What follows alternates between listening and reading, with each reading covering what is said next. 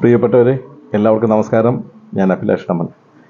ഞാൻ ഇന്നൊരു വീഡിയോ ആയിട്ട് നിങ്ങളുടെ മുമ്പിൽ വന്നതിൻ്റെ കാരണം വെച്ചാൽ, നമ്മുടെ ഈ 2024-25 അധ്യയന വർഷം തുടങ്ങിയിട്ട് ഇന്ന് 2 മാസം അടുക്കാറായി. ഈ കാലഘട്ടത്തിനിടയിൽ ഏകദേശം 6-7 ദിവസത്തോളം നമ്മുടെ കുട്ടികളുടെ പഠനം മുടങ്ങിയൊരു കാര്യമുണ്ട്.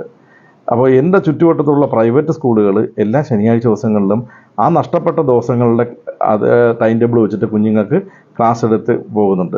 പക്ഷേ നമ്മുടെ പൊതുവിദ്യാഭ്യാസ രംഗത്ത് ഇതുവരെയും അങ്ങനെ രീതിയിലുള്ളൊരു പരിപാടി ഇതുവരെയും കണ്ടില്ല.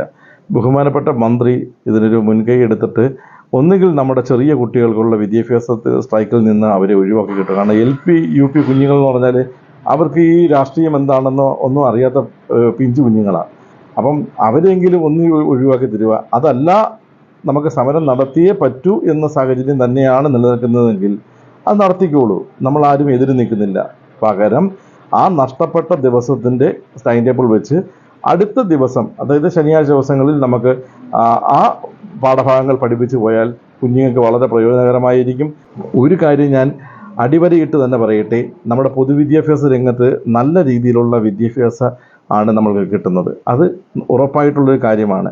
കാരണം ടീച്ചർമാർക്ക് വേണ്ട രീതിയിലുള്ള ട്രെയിനിങ്ങുകളൊക്കെ കിട്ടി നല്ല രീതിയിൽ തന്നെയാണ് അവർ കുട്ടികളെ പഠിപ്പിക്കുന്നത്. പക്ഷേ ഇങ്ങനെയുള്ള അവധികൾ വരുമ്പോൾ ഉണ്ടാകുന്ന കുഞ്ഞുങ്ങളുടെ ആ നഷ്ടം നമ്മൾ എങ്ങനെയെങ്കിലും, അതായത് ശനിയാഴ്ച ദിവസങ്ങളിൽ പ്രവൃത്തി ദിവസമാക്കിക്കൊണ്ട് ഒരു തീരുമാനം എടുത്തു കഴിഞ്ഞാൽ അപ്പോൾ നമ്മുടെ കുഞ്ഞുങ്ങൾക്ക് നല്ല രീതിയിൽ പഠിച്ച് മുമ്പോട്ട് പോകാൻ കഴിയുമെന്നുള്ളൊരു ചെറിയൊരു അഭ്യർത്ഥന നമ്മുടെ വിദ്യാഭ്യാസ മന്ത്രിയുടെ മുൻപിലേക്ക് ഒരു പേരൻ്റ് എന്നുള്ള രീതിയിൽ ഞാൻ അറിയിക്കുകയാണ്. നന്ദി.